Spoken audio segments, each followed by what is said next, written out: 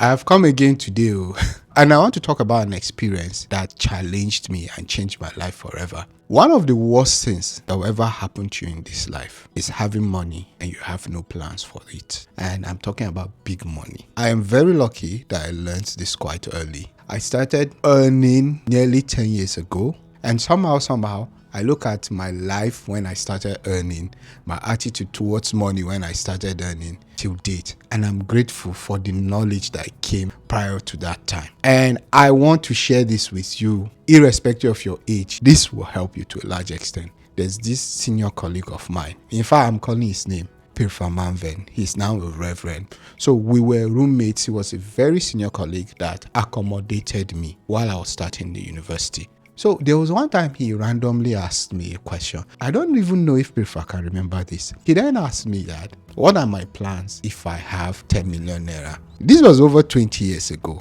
10 million naira of then is not the same with 10 million naira of now. And then I had to pause for a while. And the best idea I could come up with was I was going to dedicate 5 million as a fixed deposit. Then he said, what about the remaining 5 million? I just brought up random stuffs. I didn't have any plan at all. Then he told me that I was going to be a very miserable person if I have this kind of mindset about money. I need to always make plans before money comes. That changed me for life. Usually I will tell you that always have a plan for money, because you see, this money is a very yeye thing. Money doesn't come like that. It doesn't come aimless. It comes with its yeye plans. And if you don't have a solid plan before it comes that you can execute, it's just a matter of time. There's no amount of money that is too big for you to spend. There's the story of that homeless man in the US that won how many $1 million, and after a few months he went back to being homeless. So if you don't have any plan, you follow the plan of the money. That's when you remember that you don't like the color of the road of your village and you want to paint it red because red makes sense. You remember that your phone has spoiled. You remember that, okay, I need to upgrade this house. I need to upgrade my car. Depending on what you want. In fact, as soon as the money comes, that's when your village people be on top of your head. That's the time that your mother will remember to swallow cutlass and she need money for surgery. That's the time that your younger one's rent has finished and you have to settle them. It doesn't mean that you shouldn't help your family and friends, but always have plans. See, forget the mistakes you've made too. Sit down now. Have solid plans.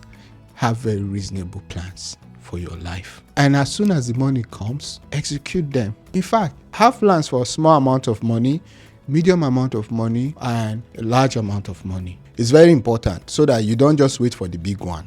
The small ones too and the medium ones, you need to start executing them. The Bible says that if you're faithful in little, you're going to be faithful in much. So how you execute or how you use the small ones is very important, and it helps and trains you to be better equipped for the larger ones. This has helped me all through the years. Like, I currently execute these plans. I have plans for this year, despite the fact that it's December.